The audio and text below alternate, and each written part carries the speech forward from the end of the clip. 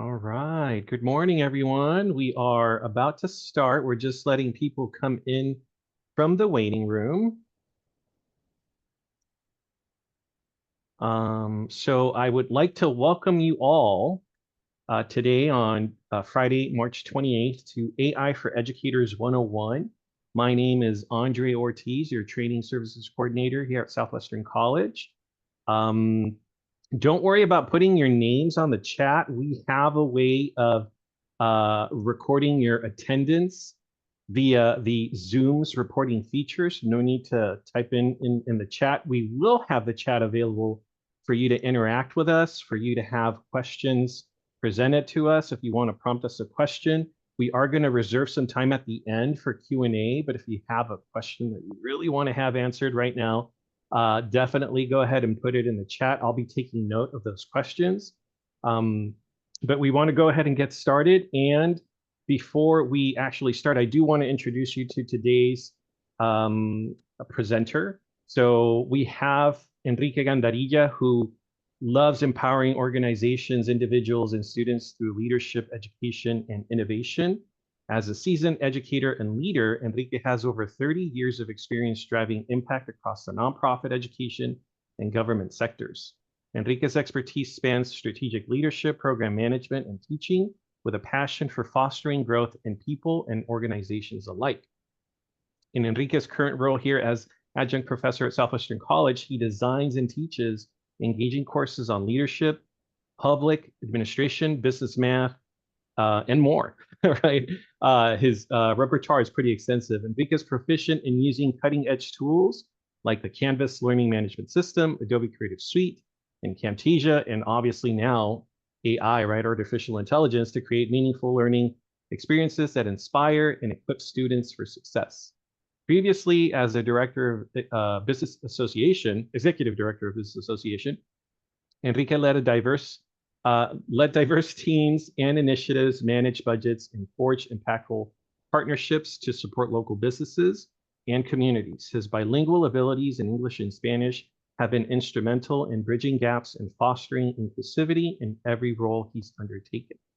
What sets Enrique apart in his commitment is his commitment to lifelong learning and adaptability. That's why we're all here, whether creating innovative educational materials or spearheading organizational growth. Enrique thrives on turning challenges into opportunities. I love that, by the way, and ideas into action. So we are here today to hear from Professor Enrique Gandarilla in today's session called AI for Educators. Enrique, welcome. Take it away. Thank you, Andre. Remind me next time to give you the short version of that intro. Welcome, everyone. I'm so glad you can attend this introductory workshop on artificial intelligence in education. To participate in this workshop, you don't need any prior experience with AI, just curiosity and a willingness to learn. Now, I want you to know that I don't have a computer science background. And as Andre explained, most of my experience is in public administration and nonprofit management. But what I do have is a strong interest in technology. And I've been experimenting with generative AI since they became widely available. I have found these tools very helpful with my courses and in many other areas of work, and I'm excited to share what I've learned. Now, I'm an adjunct professor. I've been teaching at Southwestern College for the last 3 years, and so I understand where most of you are at with dealing with new technology, and there's always something new, and now artificial intelligence, and so on and so forth. And so it's my desire to take what I've learned, to take my journey and share that with you so that hopefully it'll make it easier for you. And I know we're all really busy. We all have a lot to do, grade papers and so on and so forth. And what I would like is for AI to help make your job easier. Okay, so with that, let's move on. So Andre already explained, we're going to have a Q&A section at the end. So if you have questions, please add them to the Q&A. And if there are any relevant questions that Andre thinks that we should answer before the Q&A, he will let me know. The session is being recorded, and you will receive an email with a link to the recording in the next couple of days. So today's agenda. So I've packed a lot of information into this session, and that's why you will get the recording, because if I go too quickly or there's too much, you can always go back. But I felt like I wanted to share as much as I could because I know we're all busy, but this is a really important topic. So I will start by sharing recent student and faculty surveys that validate why educators need to learn about artificial intelligence and its impact on education. Then I will define artificial intelligence, explain how it works, and show where the AI models you will use fit within the broader AI landscape. Next, we'll explore prompts. What are they, why they matter, and how to use them to get better results from AI tools. From there, we'll move on to some hands-on exercises so you can see how AI can support your teaching and course design. We'll also take a moment to talk about ethical considerations. And finally, we'll wrap up with a Q&A session.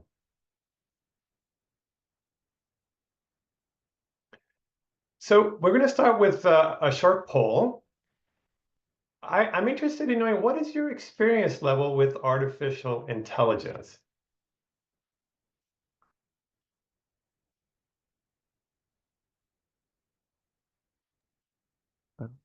Oh, perfect. I was going to say a poll should be available. Let me know if you don't see it, but I see that you are seeing it because I see answers.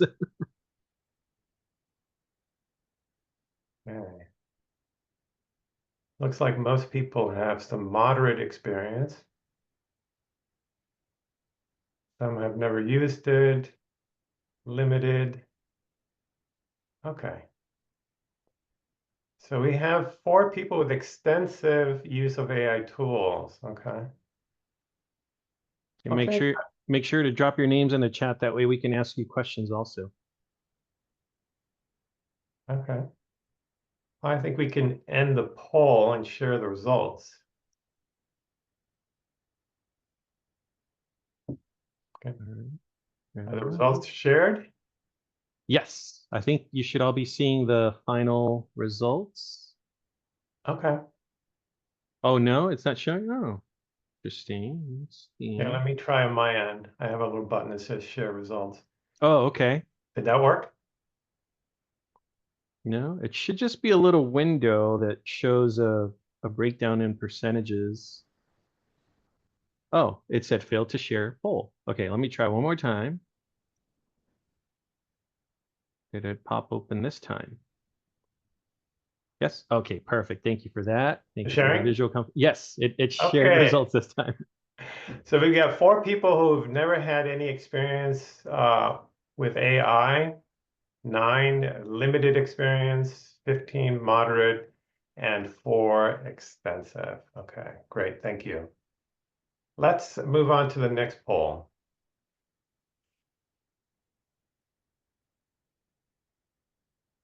Oh, Okay, one change second. the slide. Yeah. Yeah. Let me go back to the poll listing.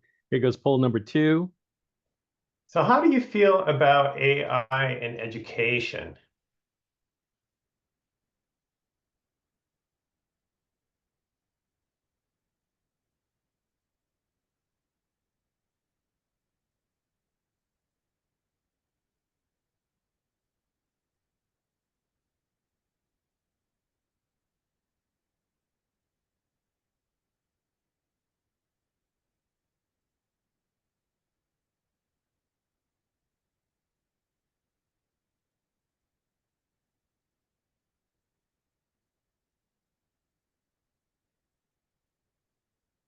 Okay, I think we can end the poll now.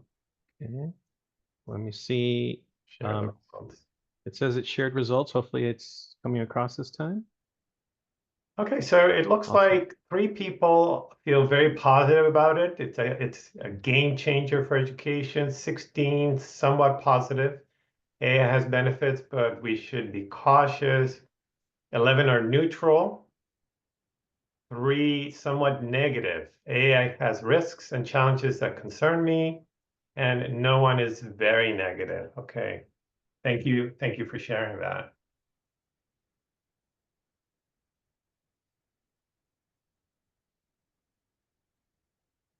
Okay, so why do we need to learn how to use AI tools? To answer this question, I want to share some data from the 2024 Digital Education Council Global AI Student Survey. The survey gathered 3,839 responses from bachelor, master, and doctoral students in multiple fields of study across 16 countries on their use of artificial intelligence in their studies. Of the students surveyed, 86% already used AI in their studies. 54% use AI daily or weekly, and 24% used it daily. Given that this survey was done in 2024, it's likely that these numbers have increased. The key takeaway is that students have adopted and integrated AI into their daily learning. As educators, if we're not actively engaging with these tools, we risk falling out of step with how our students are learning. This is why AI literacy isn't just helpful, it's becoming essential. When students were asked, what do you usually use AI tools for? 69% said to search for information, 42% to check grammar, 33% to summarize documents, 28% to paraphrase the document, and 24% to create a first draft. The survey indicates a broad adoption of various AI tools among students. ChatGPT is the most widely used AI tool, with 66% of students utilizing it. Microsoft Copilot and Grammarly each have about 25% adoption rate, and additionally, 22% of students report using more than 3 AI tools.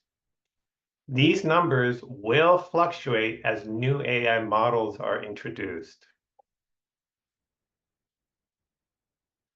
Students expect faculty to be prepared for AI integration. Almost 60% expect their schools to increase the use of AI in teaching and learning. 73% agree that universities should provide training for faculty on the effective use of AI tools.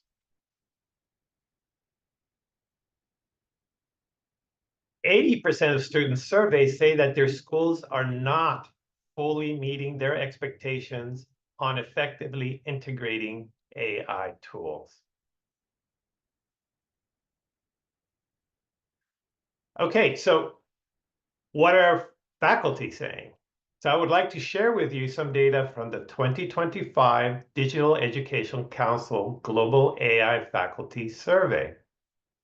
The survey gathered 1,681 responses from faculty members of 52 participating institutions across 28 countries. Of the faculty surveyed, 39% had not used AI in their teaching, while 61% reported having used AI in teaching, and a significant majority, 88% of those indicated that they used AI sparingly. When asked, what are the reasons you don't use AI in your teaching? They responded that, number one, they don't have the time or resources to explore AI. Faculty are really busy, Believe me, I know we have so much on our plates and more is added every day. So this is not a surprise to me. They're not sure how to use AI. Well, again, if there's not enough training being offered at their educational institutions, where do they start, right? A lot of times we're kind of left on our own to teach ourselves many of these new tools. They're concerned about potential negative impacts. And excuse me, and rightfully so, right? We care about our students and we want what's best for them. They see more risk than reward in using AI. Okay, there's a lot of negative information out there. And so I think that people oftentimes portray AI as being a lot more dangerous than it necessarily is. Or they don't see any clear benefits, right? Why would you need to introduce AI into an English course or a writing course? It may not be necessary. Of the faculty that use AI, what are they using it for? Number one, to create teaching materials, excuse me.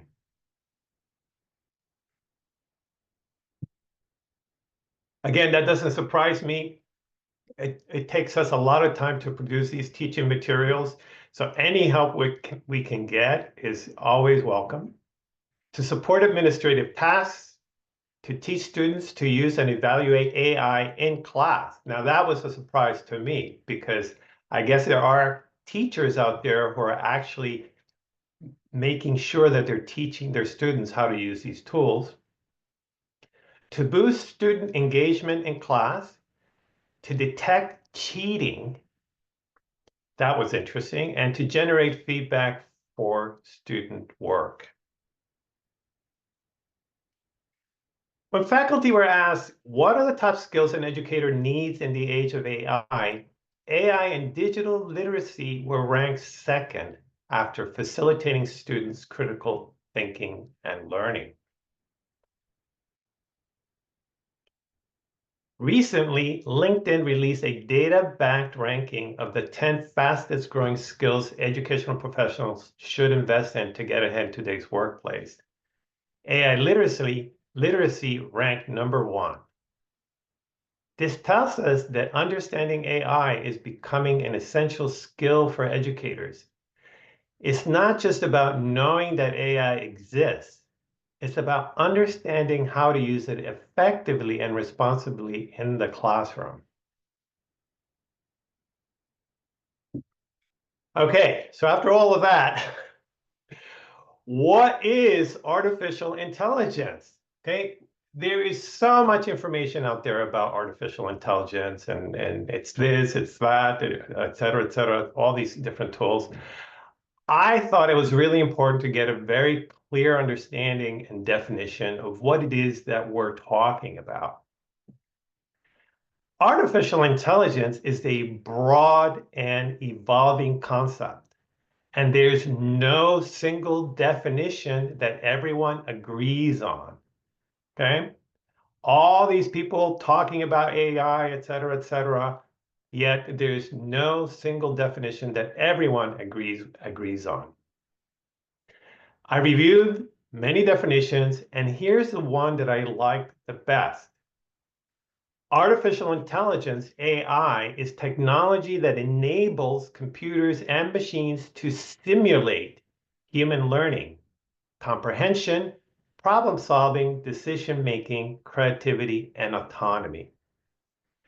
Now, the main reason why I like this definition of artificial intelligence is because it uses the word simulate. That word is key to understanding what AI does. AI doesn't think, understand, or feel like a human does. Instead, it simulates human intelligence.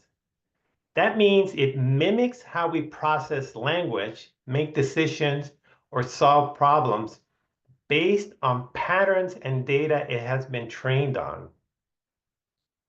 Simulation means appearance, not comprehension. Just because an AI can write an essay or answer a question does not mean it understands the topic. It's producing responses that simulate how a human might respond based on examples seen during training. Now, why does this matter in education? We must remain cautious about this to avoid over-relying on what AI provides us. It can be incredibly helpful, but we must always apply human judgment and context to what it generates. So when you see AI doing something impressive, whether it's summarizing an article or generating a lesson plan, just remember, it's stimulating human behavior, not replacing human thinking.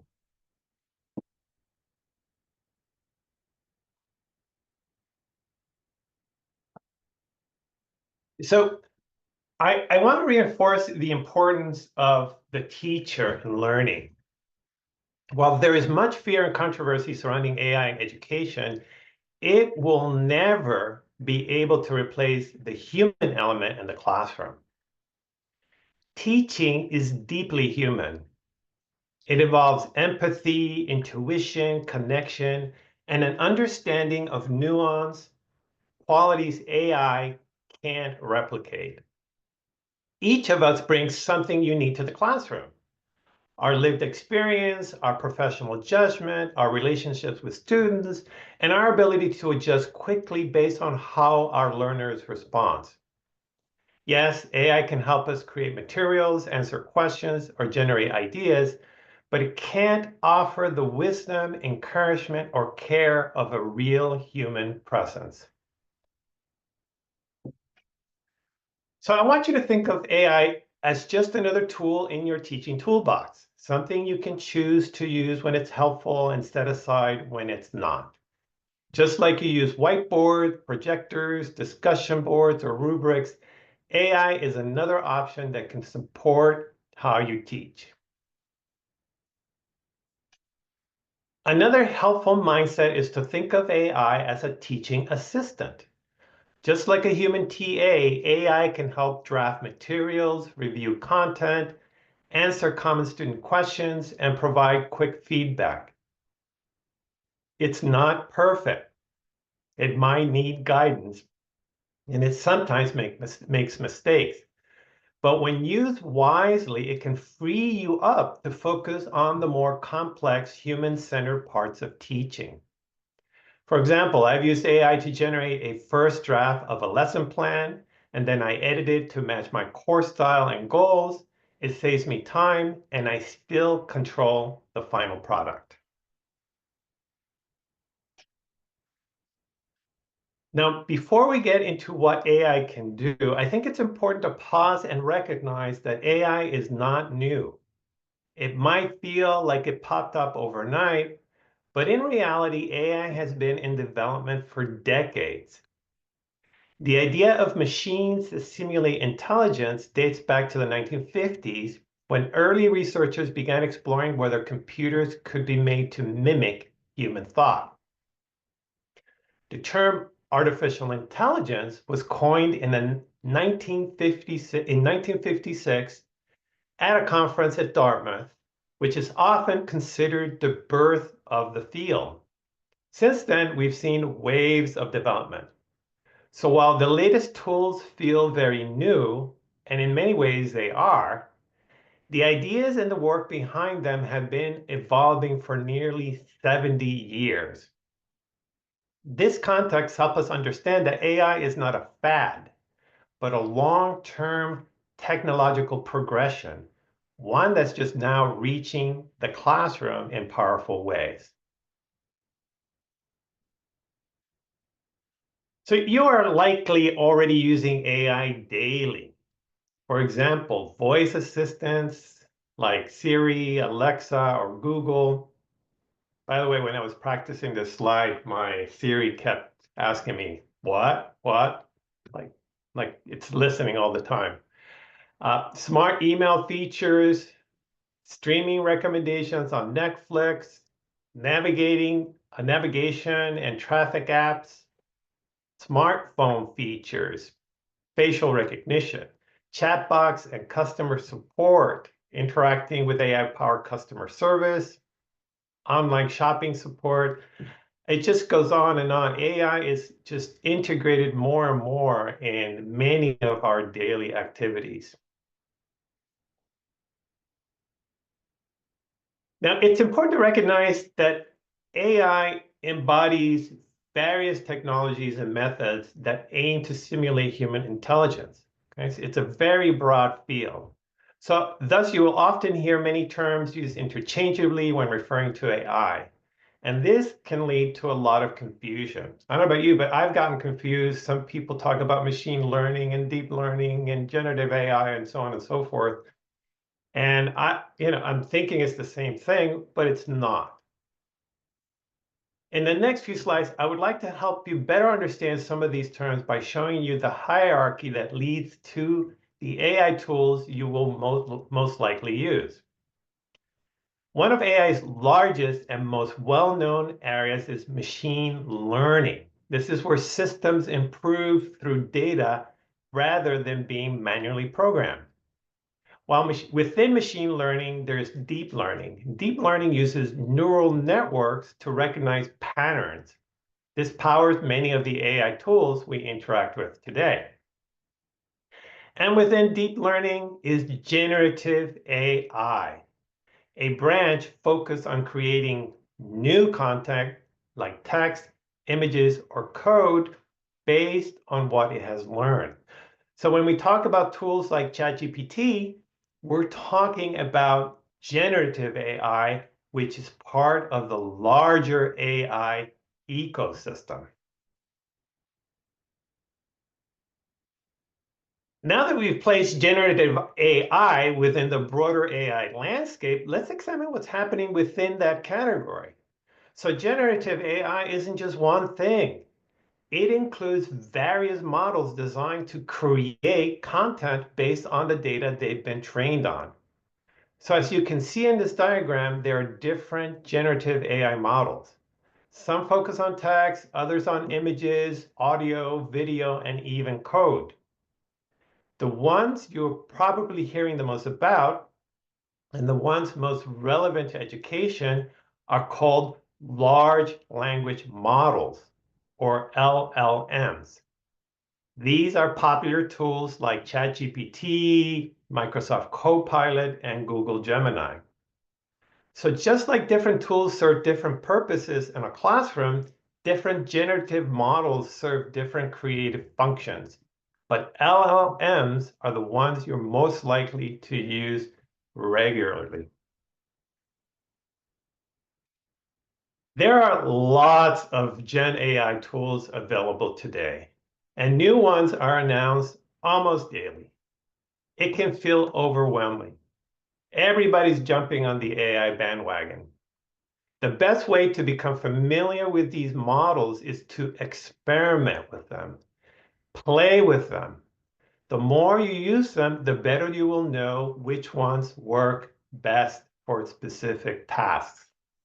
And as you can see from this slide, these are just some of them, okay? For text, the ones that we've talked about, ChatGPT, Gemini, Claude. For images, Midjourney, Dolly, Stable Diffusion. I mean, we would have to do an entire class for each one of these models in order to explain how they work, what they do, what they don't do, et cetera, et cetera.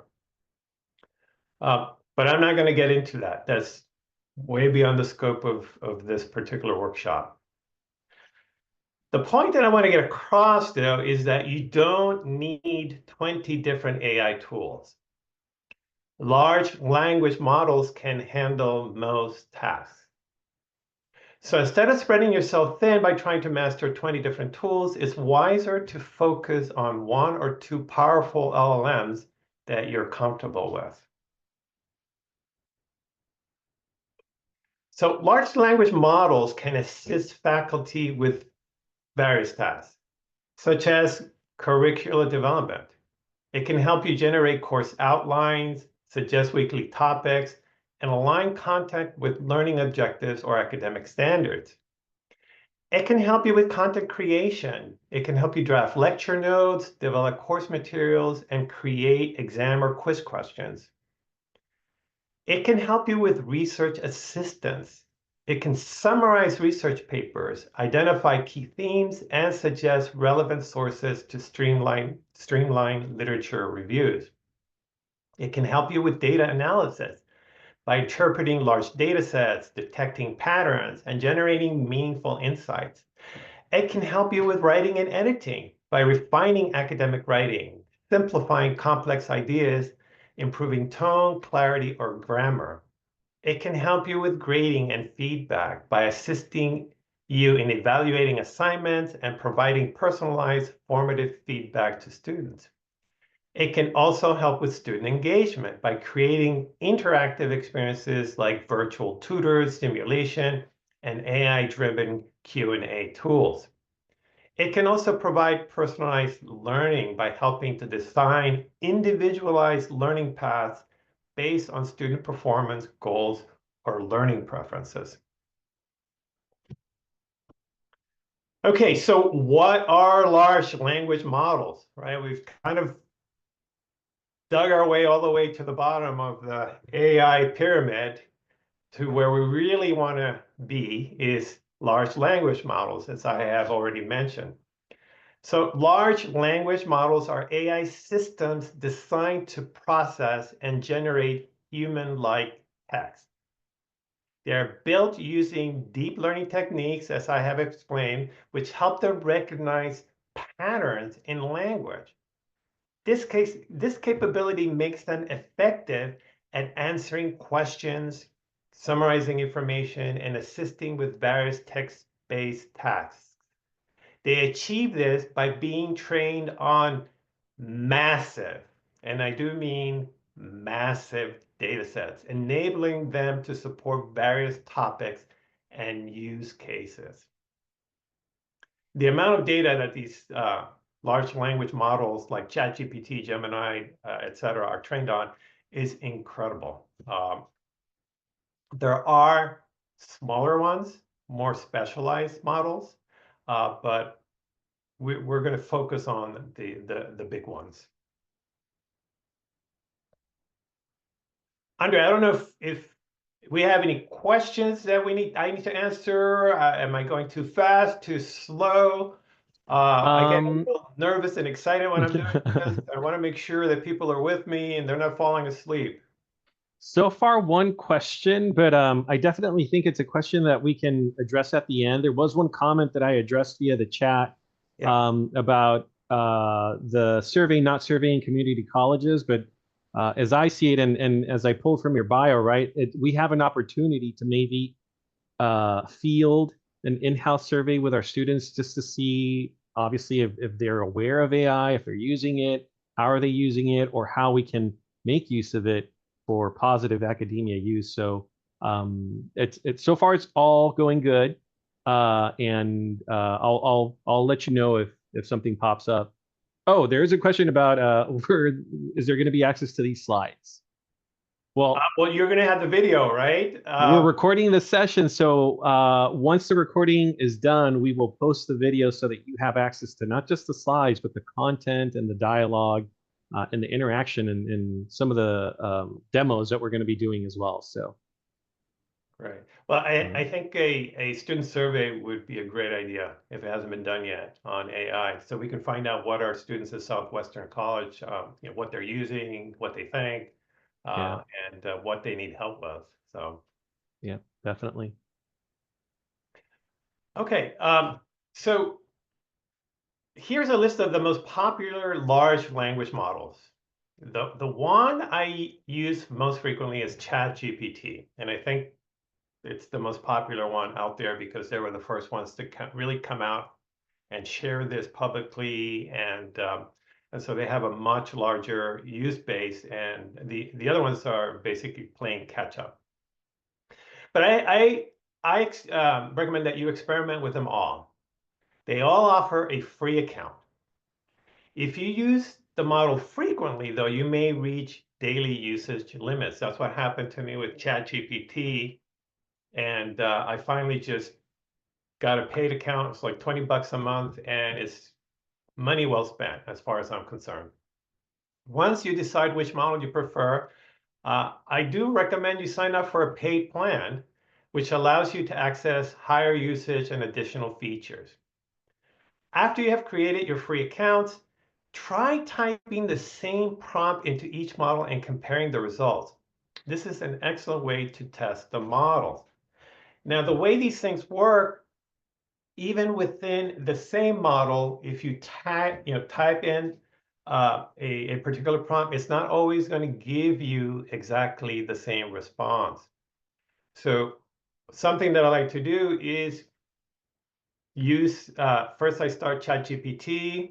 I'm not too sure I like that. Then I go to Google Gemini, enter the same prompt, see what it tells me. Oh, I like that a little better, but I like this part of ChatGPT better. I'll go to Claude. Now, obviously, this can be a little time consuming, but you start to see the differences between the different models. And some are a little better, one of them may be a little better for certain things than the other. So at the very least, just get free accounts and experiment with them. And once you find one that, I really, really like this one, then sign up for that one, get a paid account and have that be kind of as your foundation for AI. Enrique, I do Yeah. have a raised question, and I actually have a question in the chat. So Nora, if you are still asking a question, let me go ahead and ask you to unmute so you can ask it. Go Hello. ahead. Yes, we can hear you. Hi. Yeah, I was just gonna mention if you were to go back to the other slide, yeah, that one. Specifically Copilot and Grammarly, if you come from a UC school, so if you graduated from a UC school, or a Cal State, I know that with being a student, they give you a free Account, educational account. account to a premium account. So that includes Microsoft Copilot. And Grammarly Pro as well, I believe, for certain institutions. So even if you've like graduated a long time ago, if you still have access to like even just the email itself or like an alumni email, if you just look up your institution's name and then Microsoft 365 or Microsoft's Copilot, offer or deal or something, it might pop up. Because I know, for example, that UC Davis has given their former students access to Microsoft 365 and a Grammarly Pro. And that has didn't have an expiration date. So as long as you have that, they transitioned into your student email into the former student's email. And then if you have alumni membership, they still give you access to those benefits. So you still have access to those AI services that are attached to those premium benefits. So Yeah. I just wanted to mention that. Thank you for mentioning that. And any suggestions like that, share in the chat with everyone so that if there are any sort of free resources like that, if you can get any of these paid for by someone else or at a discount. I know Google Gemini does a student discount on their premium, and it's $9 or $10 a month instead of 20 if you're a student. But if you have an educational email, you can still get the discount. So thank you for sharing that. We're getting some comments. Janelle, UCI, her son has access to accounts. It's great. And Carol is letting us know that SWC provides 365 to our students. And yes, we do have a Copilot instance in our 365 environment. Gemini, which is off of Google, that's just available to anyone with a Google web browser. There was a question, Enrique, earlier about the listing of LLMs. How do we know if any of them is safe? And I'm trying to understand what is meant by safe is like when you create an account or using the actual LLM. So Felicity, if you'd want to dive deeper into that question, we can go ahead and have you via the chat, or if you want to ask the question in person, you can just go ahead and raise your hand or let us know. Oh, so both. She's saying, is it safe, I guess, to create an account and safe to use? So, okay, so we'll get more into any sort of things that we need to be careful about toward the end of the presentation. But Yeah. so these, you never want to put anything confidential into any of these tools. Mhm. You never want to put any sort of confidential student data, and yeah, because this is going into their systems, they're using it to train their systems, and so if it's private and confidential, don't put it in there. So again, you have to be careful when you're online using any tool, whether it's AI or anything else. You don't want to be typing in your social security number or anything like that. But in general, they're pretty user-friendly. I mean, I've used it a lot. I haven't had any issues. They do make mistakes, but again, it's something that you don't want to take what it says to you as 100% the truth. Remember, you're the human. This is not thinking. This is not understanding. This is just spitting out information. It does an amazing job at that because it's been trained on tons and tons of data. But at the end of the day, you're the professor, you're the faculty, you're the expert. You need to go over whatever it tells you, whatever is saying, to make sure that, yes, I agree with that, or I need to check that to make sure that that's correct. And so is it safe? Like any other tool out there, you have to be careful when you use it and be smart about it. But in general, I would say it's pretty safe to use. Okay. Okay, so in order to, and I'm going to speed up a little bit because I see we're running on the hour here, and there's a lot to go over. But so with these models, you have to be able to ask them questions, and these are referred to as prompt, right? It needs to know, what is it that you need help with? What is it that you want me to answer? What is it that you want? So a prompt is any input you provide to a generative model to produce a desired output, acting as an instruction. While you can enter any question or text into the prompt field, it does not guarantee that you will get the desired answer or result. So precise prompts are essential, as vague or poorly constructed prompts can lead to inadequate or misleading results. I guess that kind of goes back to the previous question, right? So there are many ways to think about good prompt writing. This structure will help you get a clear, helpful responses from generative AI. So what do you want the AI to do? Okay, so give clear, specific directions for the task. Add helpful background information so the AI can better respond to the situation or audience.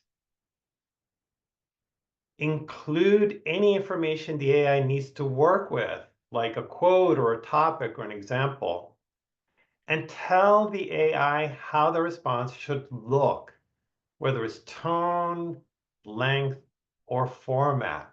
Okay? So this is probably one of the most important parts of this presentation. And if you screenshot this, this will help you get better output from your AI when you're asking questions. So what's the anatomy? Oh, I'm sorry. So this is an example of a well-structured prompt. Summarize the attached article in one paragraph for a group of college students. Use clear and friendly language. The article is about how climate change affects ocean life. Keep the tone simple and informative. So how does this follow the anatomy? Instructions. Okay. Summarize the attached article in one paragraph. Context. For a group of college students. Input data. The article is about how climate change affects ocean life. Output indicator. Use clear and friendly language. Keep the tone simple and informative. Now, the process of designing effective prompts to guide generative AI models in producing relevant responses is called prompt engineering. So here are the steps. Define the goal, okay? Decide what you want the model to produce. Craft an initial prompt. Write a prompt that reflects your goal. Test the prompt. Submit it to the AI and observe the output. Analyze the response. Assess how well the response matches your expectations. Refine the prompt. Adjust the wording or structure to improve the results. Iterate. Repeat the process until the outcome is satisfactory. Effective prompt engineering enhances the model's performance, improves efficiency for specific tasks, and increases awareness of model limitations. There are actually jobs out there of prompt engineers. So this, depending on the complexity of what you're trying to do, can get pretty intensive. But for our purposes, just following these steps will get us most of what we want from the AI. But it's critical to remember that what you ask the AI and how you ask the AI, the LLM, it's going to make a difference in what you get out of it.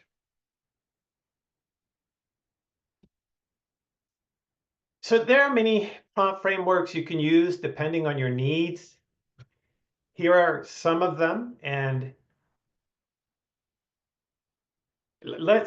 there's interview, persona, step-by-step, contextual expansion, chain of thought, constraint, and there's even more. We don't have a lot of time. I'm not going to spend a lot of time on each, but I'll go through quickly and explain what each of this is, depending on what you're trying to get out of the LLM. So in the interview framework, the AI is told to act as an interviewer or an interviewee. Okay, this is best for extracting detail and context-aware responses, such as step-by-step explanations or deep dives into a topic. Now, for example, act as a math tutor. Ask me questions to help me prepare for our tutoring session. The persona. So this is where the AI is instructed to adopt a specific role or perspective. For example, you're a college professor teaching AI ethics. How would you explain AI bias to your students? The contextual expansion, the step-by-step framework. The AI is asked to break down complex tasks into sequential logical steps. This is best for problem solving, procedural tasks, and coding. For example, walk me through the process of calculating an annuity payment step by step. In the contextual expansion, the AI is asked to expand on an idea by progressively adding more context, background, or details. This is best for refining and improving answers all over multiple iterations. For example, give me a brief summary of AI in education. Now expand with real-world examples. In the chain of thought framework, the AI is asked to think out loud by explaining its reasoning before answering. This is best for logic-based tasks, math problems, and improving answer accuracy. For example, solve 25 times 13, but explain each step before giving the final answer. In the constraint framework, limits are set on the AI's response. This is best for generating concise or structured outputs, summaries, or legal business writing. An example is summarize the benefits of AI in education in under 50 words. Okay, so I'm just going to quickly go back to that. So when we're working with the AI, again, there's different ways of communicating with it. And these are, I find, very helpful examples, depending on what it is that you're trying to get out of the AI to follow when you're entering your prompt. So I know that there's cheat sheets out there, some very large sheets that you can find online on prompting. And some of these prompts can be very simple or very complex, depending on what you want to do. So if if you're able to find a prompt that somebody else has already developed and tested that works really well for you, copy it and save it somewhere so that you won't have to go through this whole iterative process again next time you want that particular output out of your AI. So let's look at some ways LLMs can assist in designing a curriculum and help improve student engagement. So in your webinar reminder email, you should have received a request asking you to create a ChatGPT account prior to participating. So if you did, I suggest you open it in a separate browser page so that you can follow along.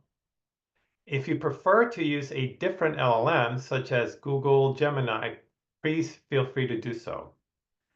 This exercise will work on any LLM. As you can see, this is the main ChatGPT interface. This is where you would interact with the large language model by entering prompts. So in this area here where it says ask anything, literally you can ask anything. Again, well, how you ask is going to make a difference in what you get back. But all you have to do is type it in here, type in your question, and it's going to respond with an answer. Now, in ChatGPT, you can attach a document, right? So let's say you wanted to summarize a PDF that somebody has sent you that's 20 pages long, and you don't have time to read the whole thing. So you would just type summarize the attached PDF for me into one paragraph. You attach the PDF, and then you hit enter. And in a couple of seconds, it's going to come back with a one paragraph summary of that PDF. Again, if depending on how serious or accurate you need this to be, you always want to double check.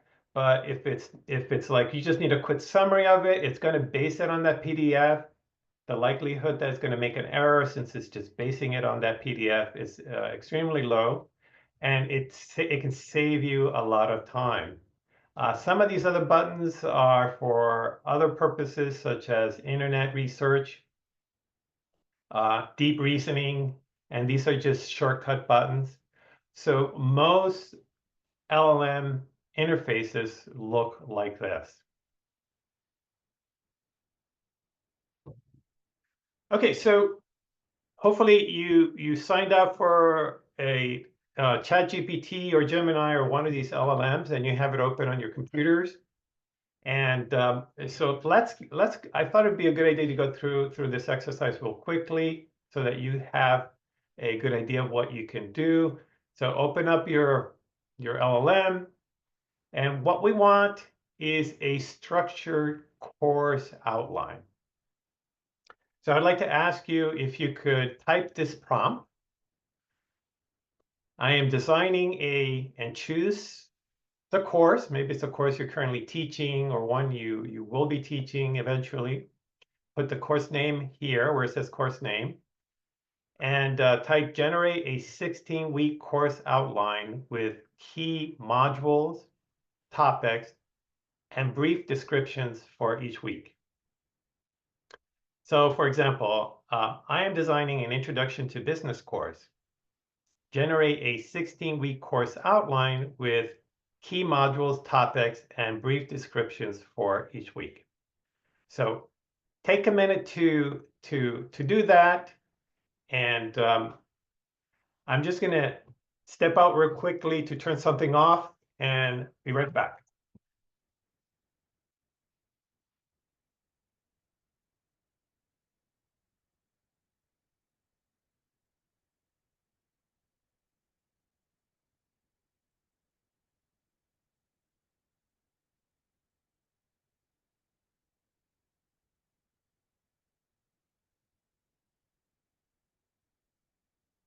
Sorry about that. There's something that I had to turn off that I forgot on.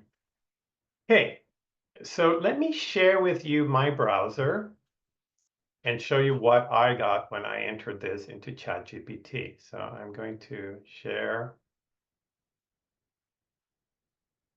browser. Okay, can you see that? Yes.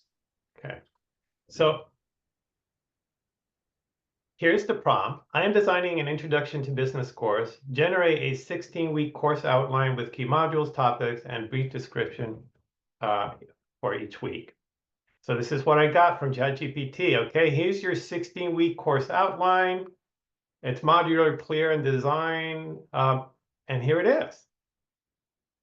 Introduction to business, 16-week course outline. Week 1, week 2 gives you topics, description. Week 3, week 4, week 5, week 6, all the way down to week 16. Now, obviously, you're going to edit this, make changes, make it your own, but this is a huge time saver, right? If you're starting to design a class from scratch, to have one of these LLMs give you this framework to work with is amazing. And if you have a specific textbook, sometimes what I find, depending on the textbook, I'm able to enter the name of the textbook that I'm using. And if there is publicly available information on that text and what each chapter is all about, it will populate based on that textbook. So I have found this to be tremendously helpful. Okay, so let's go back to the presentation. And I'd be curious to know what if you guys got similar things or if you got different or something you didn't expect. Let us know in the chat. Okay.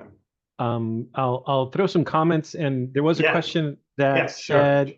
can ChatGPT use a certain textbook to generate lesson plans? And I shot my answer real quick, and I said if the book is fully available on the web, it should. And maybe it doesn't require the full book as long as the chapter listing is there. But Noda went ahead and chimed in also saying, keep in mind the textbook, in quotes, because that's the prompt that you would want to give it. Keep in mind the textbook I would use for this course, insert textbook name here. And I would even add the edition of the book, because if there's several editions, you want to make sure you're using the right one so that you get the latest or the accurate version of the book. And someone also mentioned that even without specifying it, surprisingly, it used a textbook that was being used to generate the lesson plan. So again, that's just the power of AI. It can assume, even without you providing a super specific prompt, it can find relative information that can accompany that prompt that you're engineering to give you results. And if it doesn't give it to you right away, like Enrique mentioned already, you can re-engineer that prompt to give you something closer to what you want. And I see 2 hands, but Enrique, we're at the hour, so I don't know if you want to hold off on the questions in case you want to continue on with the presentation. No, let's take the questions because I think that they add to the discussion, and I'll just speed Okay. up toward the end there. Yeah, but Okay. yeah, the So, way that I like to think about LLMs is that it's not like you couldn't do this stuff on your own. You can, but how long is it going to take you to search vast amounts of databases and read tons of reports and so on and so forth to finally get what you want versus using the LLM as your starting point to kind of like start filtering and researching and looking things up and putting together some frameworks and formats that then you can build on and you can make your own. mhm, yeah. So Nora, I believe you have the first question, and I think you should be able to unmute, but let me know if you can't. There you go. I Mhm. couldn't. Okay, sorry about um, that. no worries. So I was gonna mention, specific to your comment about the addition. Um, uh, I find it helpful that when I said insert textbook here, you can include the textbook name with the edition name. Or my preference is to include the citation just Mhm, of the textbook itself. And even if the textbook is not publicly available, it'll like find the information from other sources for the purposes of a course outline. It will likely include that information from elsewhere that is like making it publicly available, or at least the table of contents of that book is publicly available somewhere, and it'll likely find that. And so, even if you were to just put in the citation of that textbook, whatever type of citation, um, when I put insert textbook here, that's where you could put the citation, mhm, and that would be a good way of applying that information. Um, Yeah, yeah. I and mean, you mhm. again, the more you input, the more information you give the AI, the better it's going to be at providing you with an appropriate output. mhm, Okay, Right, so what you're looking for, yeah, and mhm. I if was you, just gonna Mhm. say that like you can use AI for AI, and that was just, which was if you like don't have the time to create the citation, you can use a citation generator for the mhm, textbook of like just like using a link for your Mhm. textbook. If your textbook is online, just getting the link of the textbook and putting that into a citation generator and just typing that back into the like for example, the Chat GPT, and that also saves you time. Right. Well, Perfect. thank you for sharing that. Yeah. Andre, did we have another question or? Yes, Carol Ziegler. She should be able to unmute now. There we Yeah, go. okay, I think it did go. Yeah, I'm curious since I teach geology and I put in, make a course outline for 16-week course. And in parentheses, right after it finished, it actually specifically used the textbook that I'm using, and I did not put in a request. So that makes me wonder if either the textbook company, whether they would have allowed this or they've got enough people that cite it that it would show up. Any ideas about that? Yeah, it'd be interesting to see. I mean, I know the textbooks companies have websites where they have information on their textbooks, and they'll have table of contents, they'll have samples, or the textbooks are referred to in different locations. Remember that the LLM is pulling information from all over the place. And so in this particular circumstance, it happened to hit on the textbook that you're using and using that as the basis for the output. Yeah, yeah, that was a big surprise because Yeah, I because you I there's mhm. just so many type send textbooks out there, that it would nail the one that I'm actually using. Maybe that's the one that's used most often. Okay, And thank you. yeah, you're welcome. I mean, and that's great for you, right? That's the textbook you're using, and it clearly can access that information. So that should help make it easier for you to get the output that you want. Anybody else, Andre? I think that's it so That's it? far. Everything else was they got similar results when they prompted when they were doing the exercise. Okay, so let's continue in the same chat. The desired output now is a structured lesson plan with clear objectives and activities. So go ahead and type this prompt in, create a detailed lesson plan for week X, whatever week you want to choose from your course list. Topic, including learning objectives, key discussion points, and an in-class activity. Now, this is for the course that you got the outline for. In my example here is create a detailed lesson plan for week 3 on business ethics, including learning objectives, key discussion points, and activity. So go ahead and type that in, and I will share my browser with you.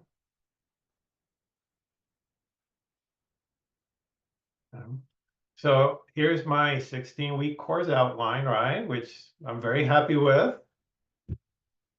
And then I went ahead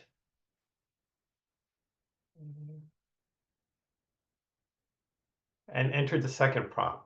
So I wanted to create a detailed lesson plan for week 3 on business ethics, including learning objectives, key discussion points, and an activity. Okay, so here's my week 3 lesson plan. Business ethics and social responsibility. It's giving me a title. It's giving me learning objectives, key topics and discussion points. What is business ethics? Definition of ethics. And so this is just such a great help. And again, you don't have to use this exactly like this. You can edit it, change it. I mean, it's just the beginning that's going to save you a lot of time. And you make it your own. You adapt it to your class. And here's the classroom activity. Title, what would you do? Format, small group scenario discussion, share out, time 25 to 35 minutes. Instructions, scenarios, debrief. There's even a homework assignment. Okay. So that's, pretty impressive. Let's go back to the slides. Again, if you can add in your chat what your response was like and what do you think? Okay, so step 3 here, continue in the same chat. Okay. And the desired output now is a ready-to-use quiz that the professor can refine. So go ahead and type in this prompt. Generate a 10-question quiz and multiple choice and short answer for week, whatever week you choose, on topic with answer key. Okay. My example is generate a 10-question quiz, multiple choice and short answer for week 3 on business ethics with an answer key. Okay, so I'm sticking with week 3 now. And let me share with you my browser. Okay. So as you can see here, I entered the prompt and ChatGPT is really excited, sure, with an exclamation point. And here is week 3 quiz, business ethics and social responsibility. Here's the multiple choice. You want to check these, okay? Don't assume that they're correct. And I have found errors in some of the output. Remember, it's not thinking, okay?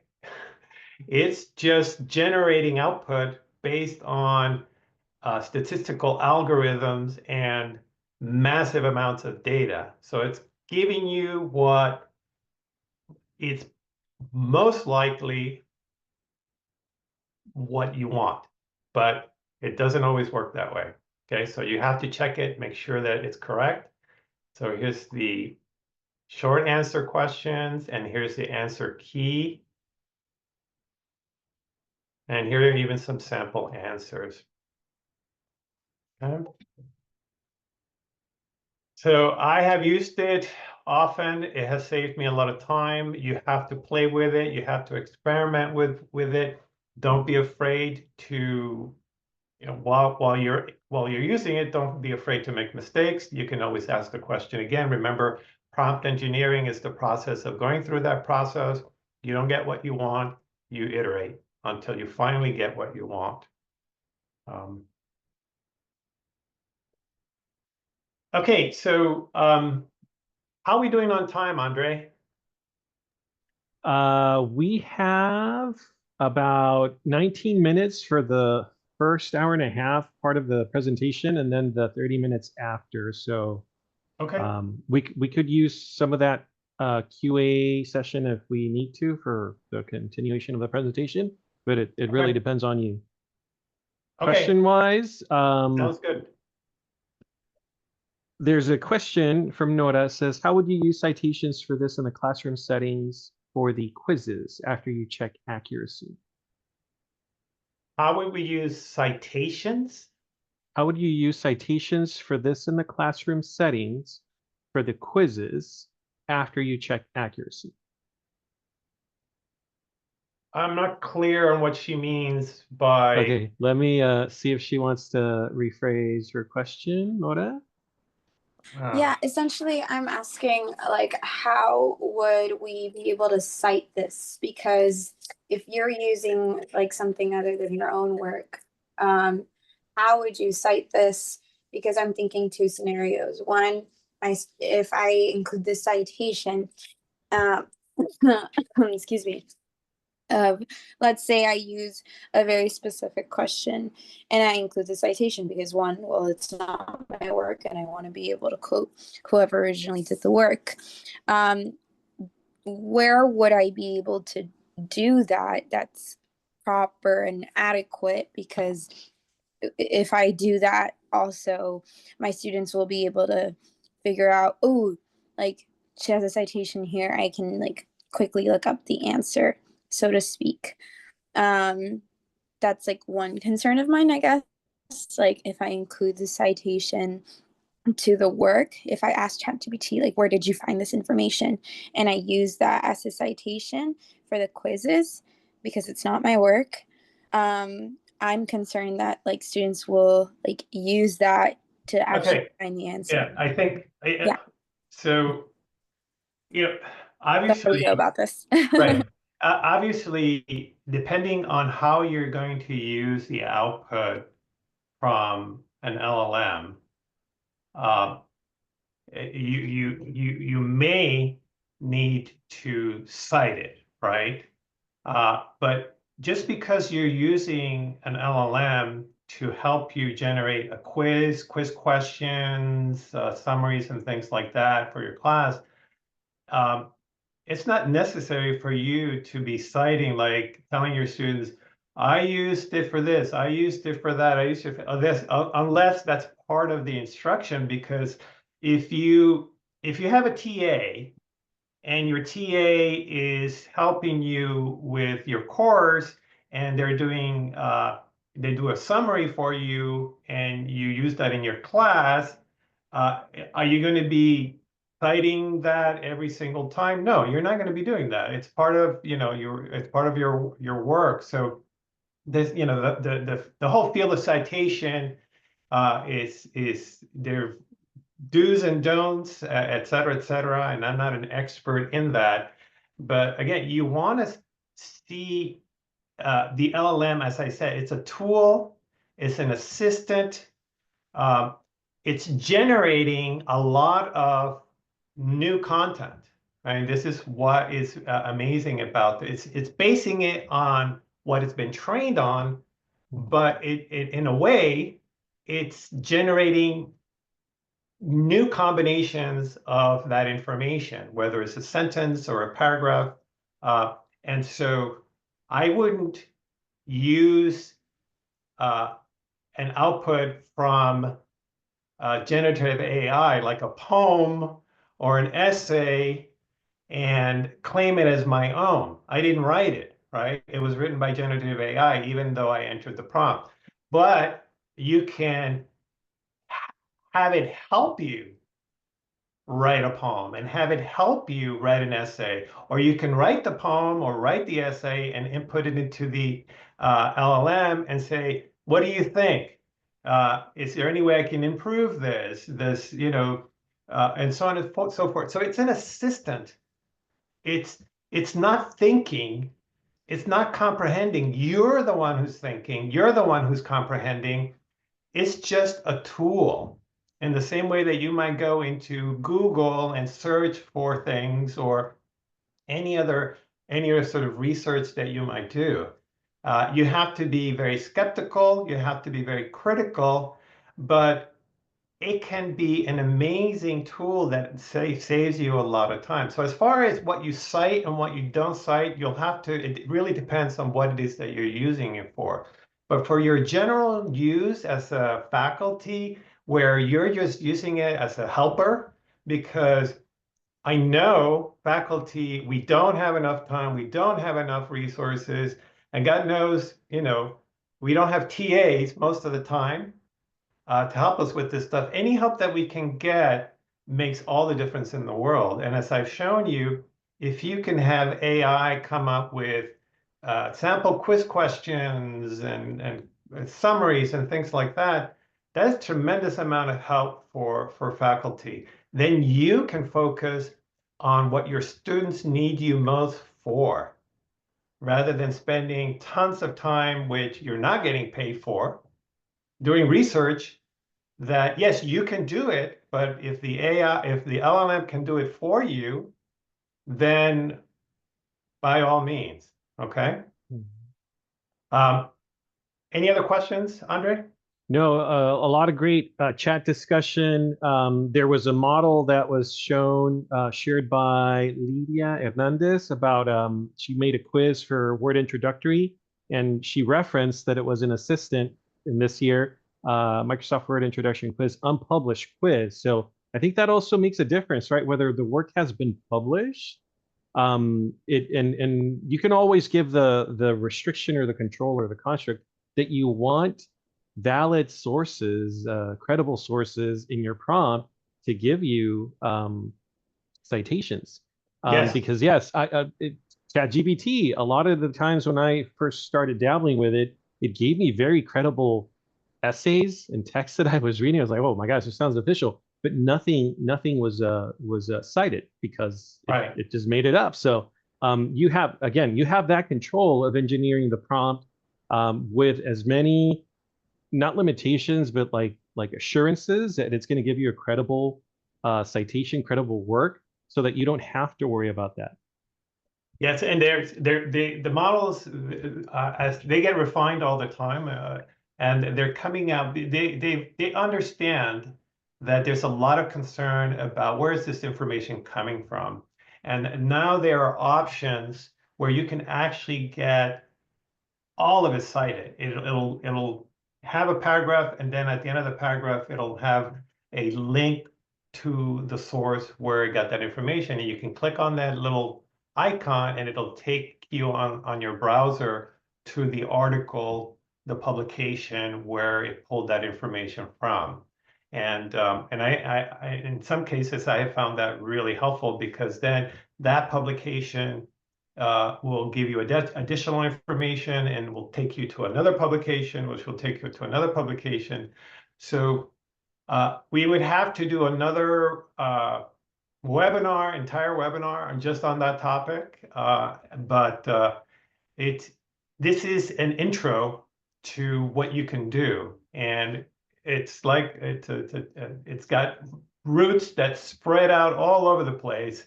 And it just will continue to spread into all fields, not just education. Any other questions? Why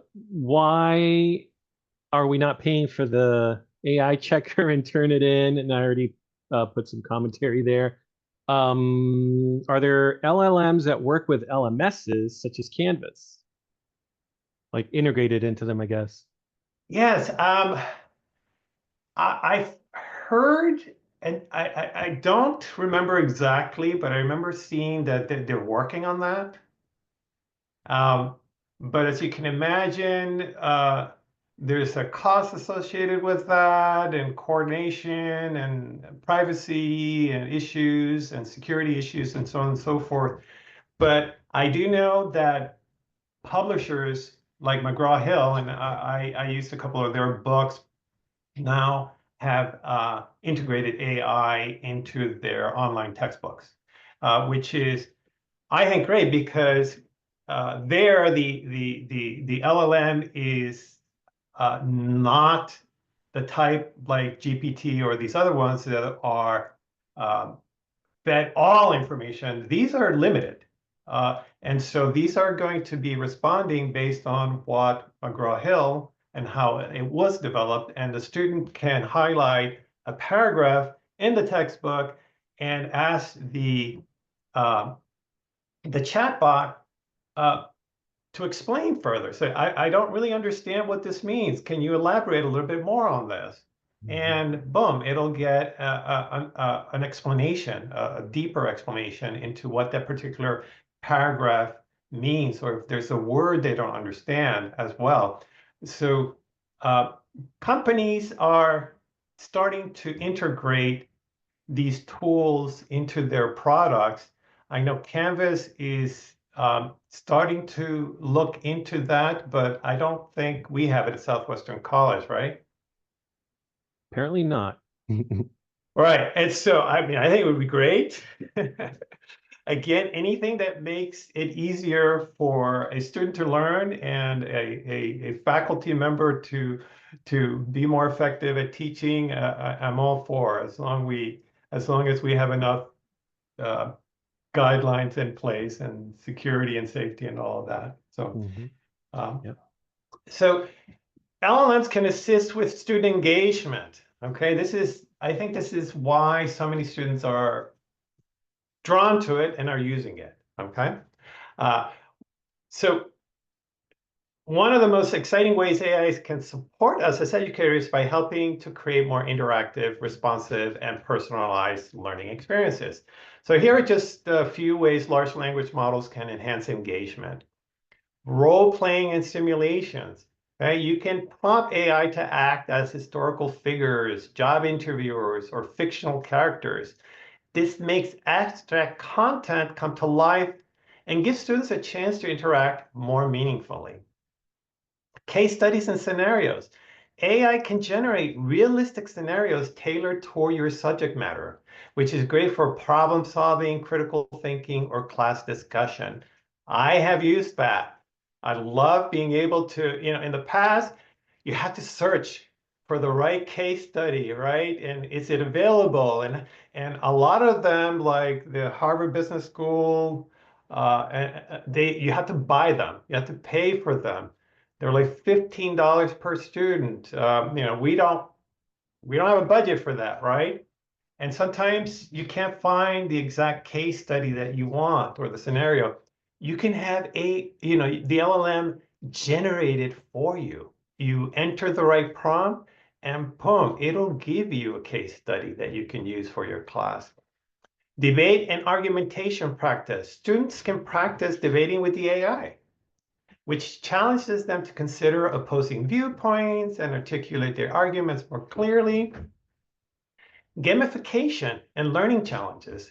LLMs can help you design quizzes, puzzles, or even scavenger hunt style activities that make learning feel like a game. Again, there are a lot of resources out there, but how much time does it take you to find the resource? Oftentimes it costs money, you don't have the budget for it. You can create a new one using the LLM. Virtual tutor, okay? So this is kind of like AI-powered study buddy, right? Students can ask questions, get explanations, and receive feedback anytime, anywhere. I know many of my students are up at 3 o'clock in the morning doing their homework. How do I know? Because I see when they submit their stuff. And so many of them, I understand, many of them work. This is the only time they have to get things done. And so isn't it nice that they're able to get some assistance in the middle of the night? And private tutors cost a lot of money, and many of our students can't afford private tutors. Visual and multimedia learning aids, so you can use it to generate diagrams, summaries, visuals, or interactive content to support visual and auditory learners. I have used it for diagrams and other visuals. Now, it's not as good with visuals, okay? I guess visuals are just a lot more data intensive, and sometimes you will get images of people with 6 fingers or 3 hands, because again, remember, this is not thinking. It's not comprehending it like you and I do, right? We know people have 2 arms. And so they're working on this, better training, et cetera, but keep that in mind. It's that you're not necessarily going to get exactly what you want, especially from visual. So these ideas are just a starting point. The key takeaway is that LLMs are just productivity tools. They can also be creative partners in making your classroom more dynamic and student-centered. Okay, so here's an exercise using an LLM for role-playing simulations. So go to your browser, go to your LLM, and type in there, act as, and enter your favorite historical figure right here. A student is conversing with you about your life, achievements, and impact on history. Stay in character and respond as this person would. Ask the student follow-up questions to keep the discussion going. So after you enter the prompt, ask the LLM 1 or 2 questions. Right? See what it tells you. I'll give you a minute to type your prompt and your questions. I have 2 quick questions. Well, a couple quick Yeah. questions Yeah. for you, Enrique. Can AI create multimedia presentations? Multimedia being like PowerPoint? Let's see, Michelle, did you want to expand on that? Let me go ahead and Because give you the if it's option to if it's unmute. a PowerPoint presentation, it definitely yes. Now Yeah. there are some tools. Specifically, there's one called Gamma AI, Gamma AI. That's probably one of the best, if not the best out there right now, where you tell it, really, it'll generate a presentation for you with one prompt, right? You'll have to go in there and edit it, et cetera, et cetera. But that particular tool is designed for to generate PowerPoint or presentations. Canva, the tool that many of us are familiar with to design, will also do PowerPoint presentations. But Michelle, tell us, what exactly did you have in mind when you're talking about multimedia? Yeah, so I'm teaching Psych 101 completely online. And so Oh, I was wow. trying, yeah, so I was trying to come up with um ideas that weren't AI-able. Mhm. Um Okay. and so like, because they can, if you give them a worksheet or something to fill out, they can just stick it in AI. And so I was like, well, Yeah. yeah, so that's kind of the thought behind that. But I've seen like AI generate infographics by, it's like, oh, create an infographic on depression, and then it just created the whole thing, and it's like, oh, well, okay, well, where was I was just trying to create some things that were harder to use with Right. AI. Right. Well, That was the idea anyway. Well, there's a lot of discussion about this in the academic world because students are using these models for classwork, and some students are submitting work that is generated by these models as their own. I've had students do that. You will find that the more you use these models yourself, the better you get at seeing the difference between something that is generated by a model and something that's actually generated by a human.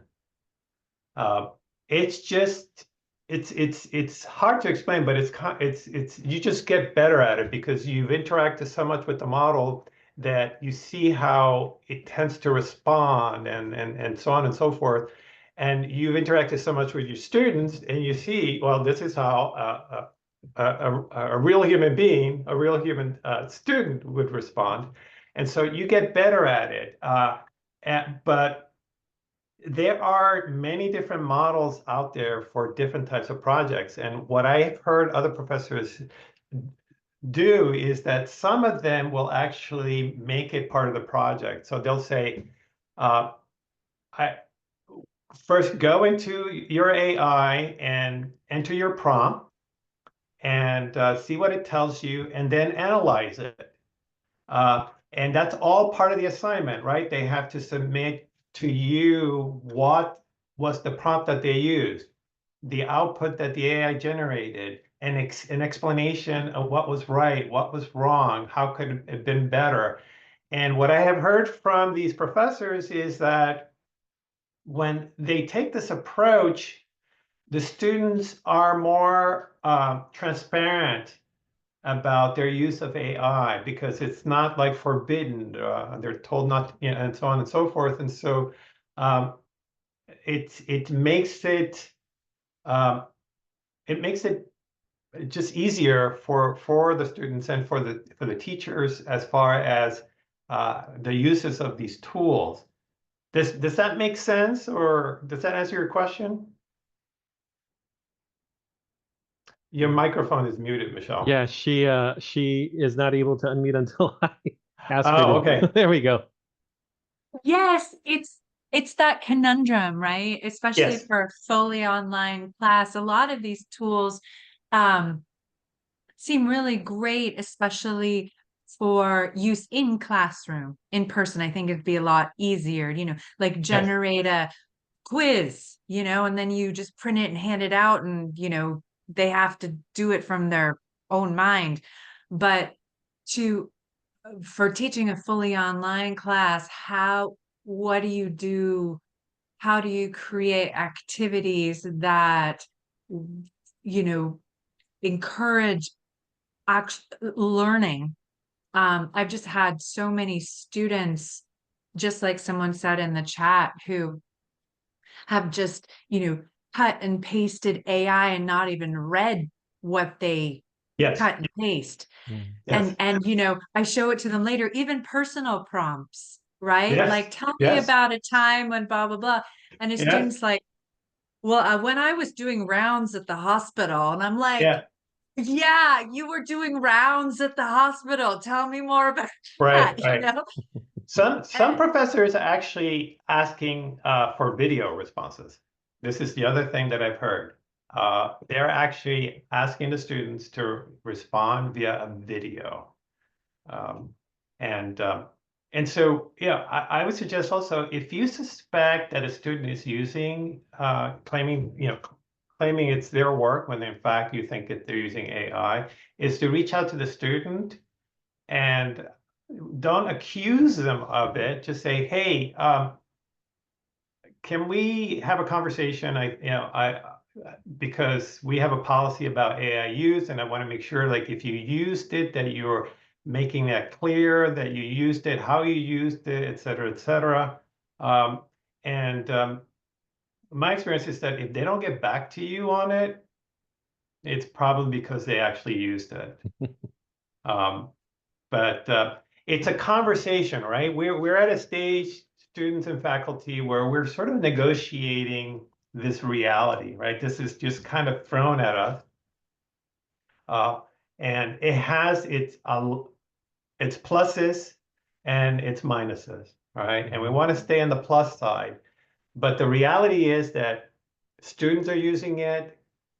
Employers are now requiring for many jobs that you have experience using AI tools. And so we don't want to resist in such a way that we're really limiting ourselves and limiting our students. We want to be open to it as long as they're learning and the outcomes and objectives of the course are being met. So that's why we're having this webinar, this intro webinar. I mean, this is a very broad subject, and hopefully we'll have more discussions, especially around the area, the question that you just brought up. How do we make sure that the students are not cheating, that they're actually doing the work, that they're actually learning? And this is a whole nother topic, but I'm going to move on real quick because we're running out of time. And yeah, is... Enrique, we're down to the last 24 minutes. Diana has had her hand up for a few minutes. I don't know if you want to quickly take that. Go ahead. Let me unmute her real quick. 1 second. Sure. There you go.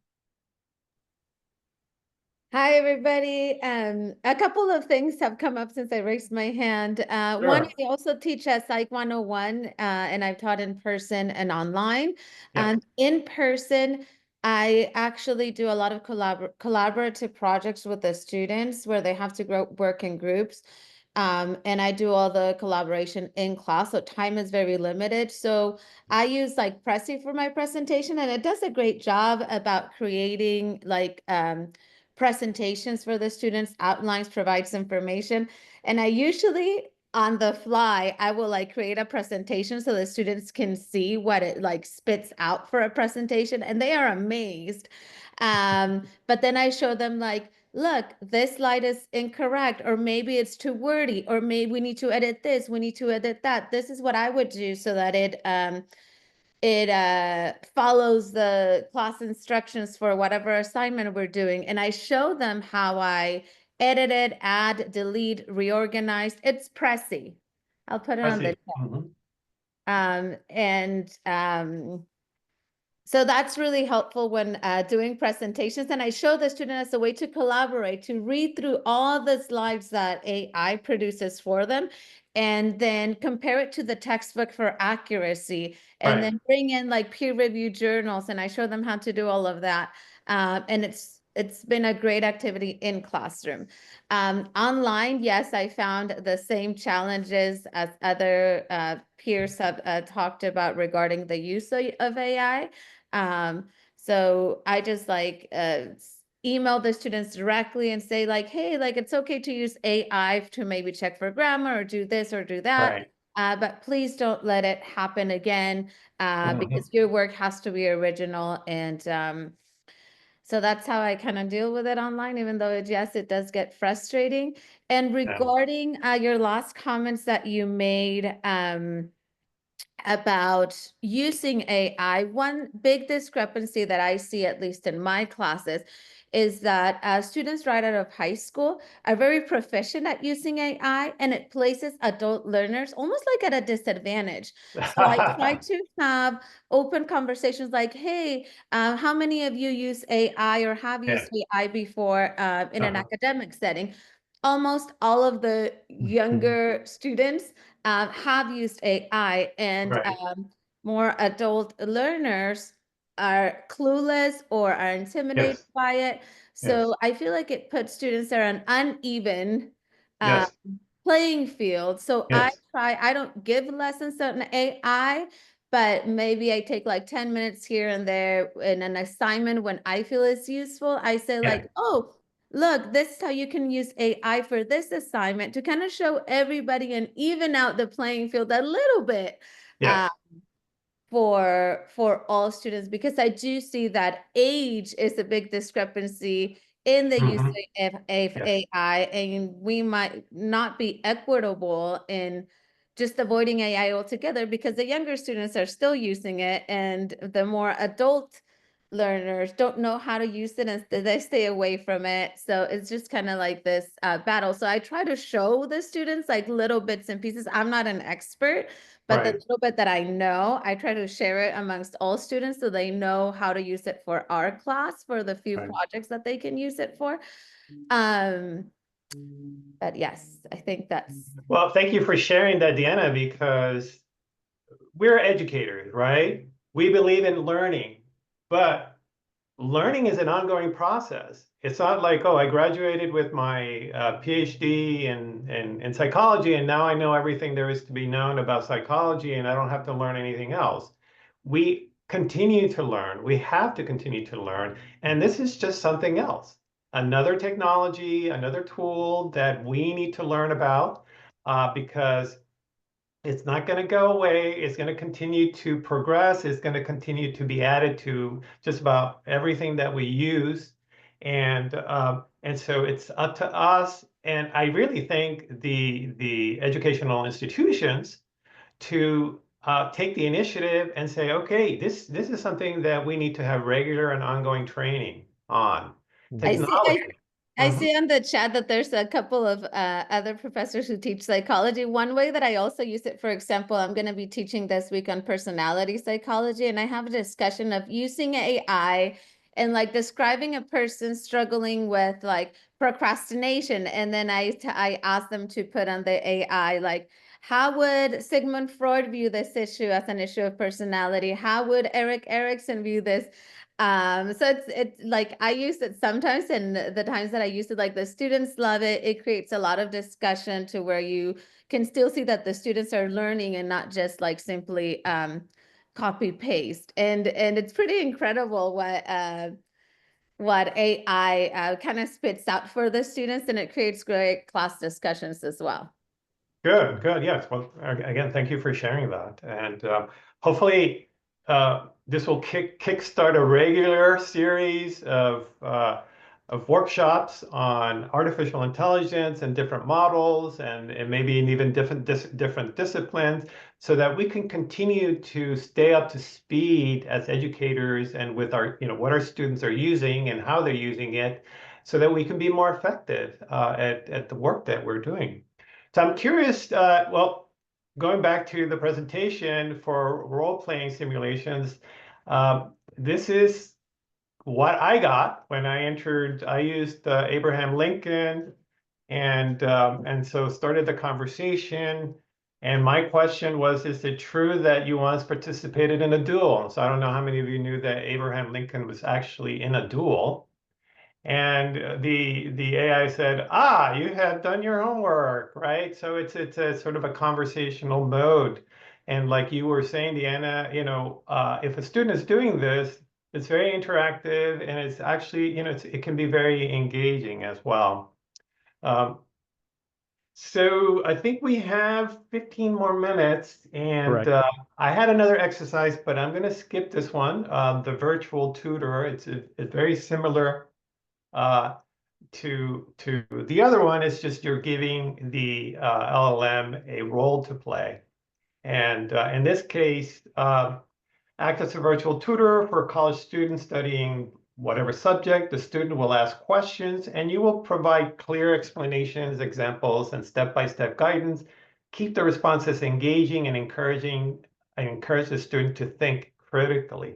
Okay, so again, how you design that prompt makes all the difference in the world. And one of the things you can do with your students is actually you design the prompt and you give it to them and say, I want you to use this prompt in your AI on this particular topic and come back to class and show me what you got and explain to me why this makes sense or whether or not the AI made a mistake, et cetera, et cetera. Now, I'm sure many of you are familiar with Khan Academy. They have a tool called Khan Amigo, which is much more centered around students and designed around teaching, and it's a lot less, it's more like a tutor, like a professional tutor than a ChatGPT type of model. So that's something worth looking at as well. They've been working on that for the last couple of years, and I think they've done an excellent job. So here is the response that I got. Again, going back and forth between the student and the AI.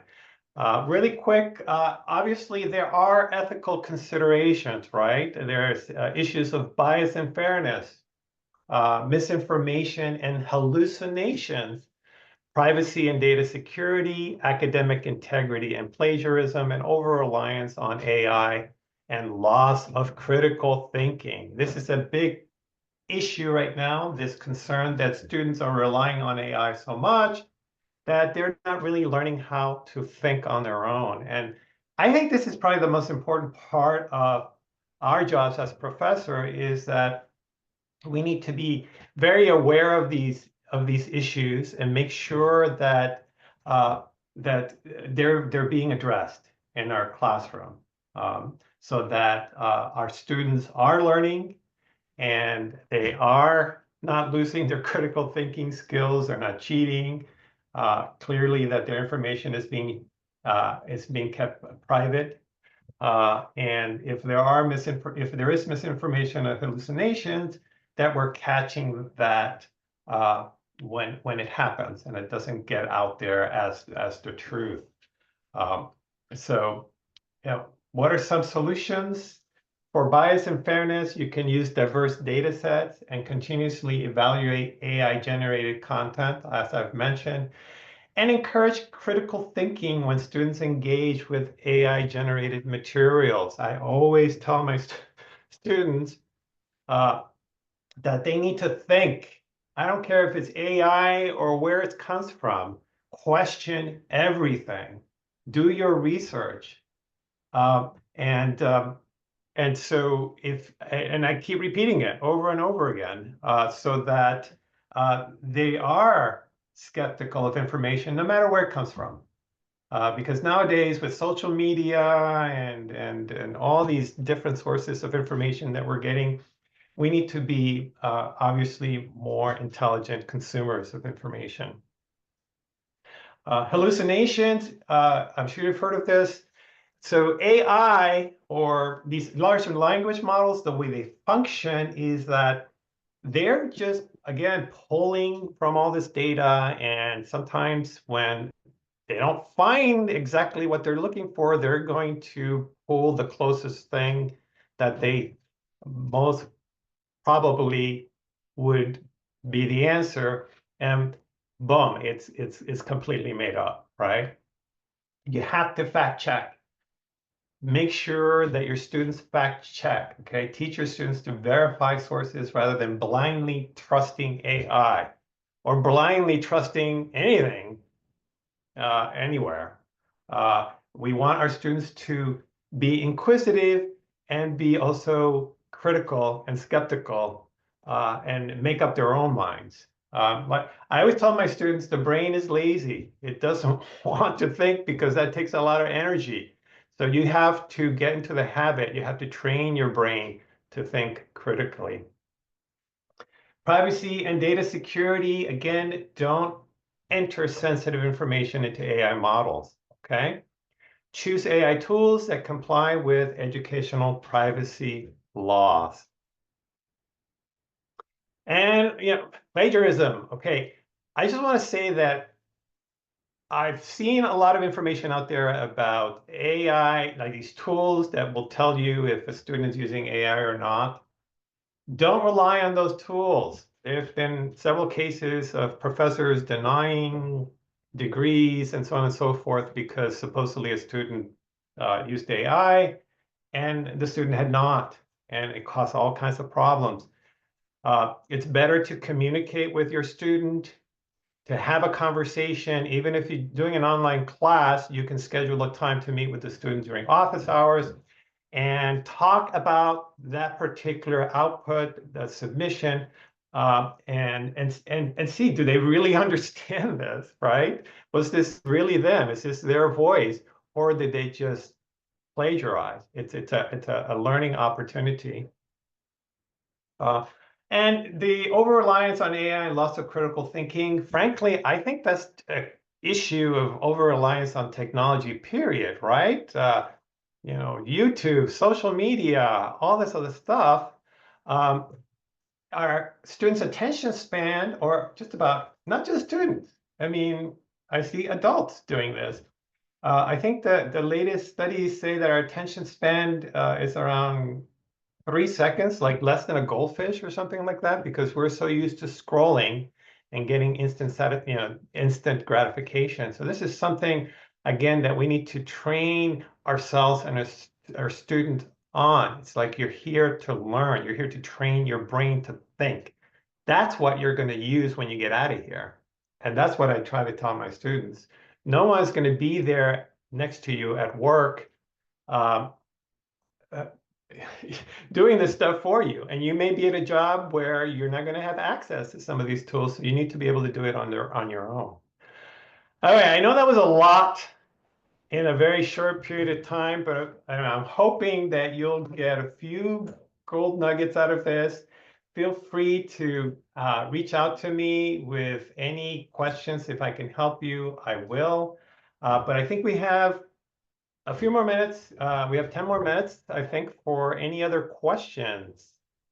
Yeah, Great. very quickly, there was one question that I wanted to address because I think it's relative and important. And right now the discussion was brought up about plagiarism and all that.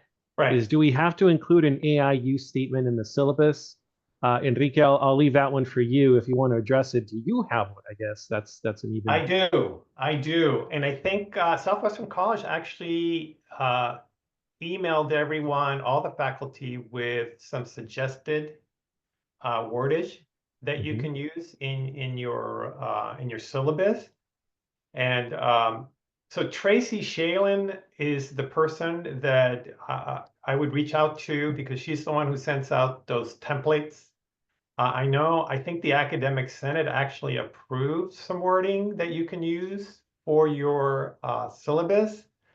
But yes, I think it's a really good idea to have something in your syllabus that clearly outlines what your policy is and what is it, whether what you will say in that policy. This is acceptable, this is not acceptable. And at the end of the day, if they have any questions, they need to reach out to you and ask you specifically. And I've had students reach out to me and say, oh, can I use it for this? Can I use it for that? And again, you want to maintain that line of communication open with your students. If you forbid it outright, you know what happens when you tell young people you can't do something, right? Forbidden fruit, right? And we've all been there. We were all young.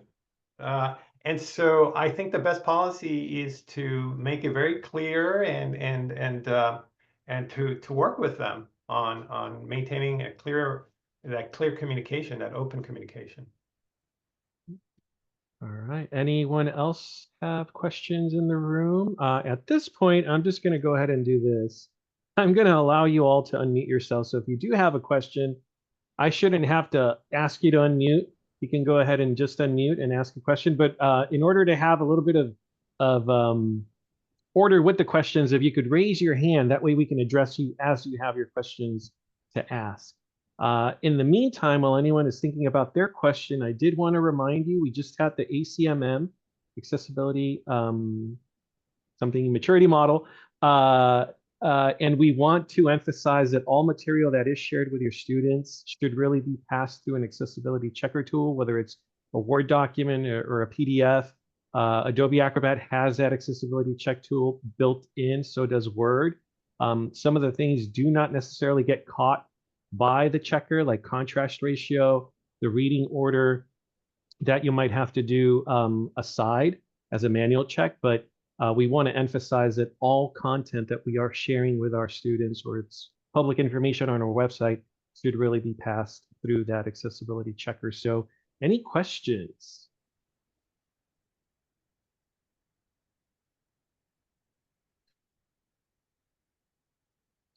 All right. In the meantime, I do want to thank Nora, Carol, Joanna was very active in the chat. Marty, I see your hand up. Go ahead.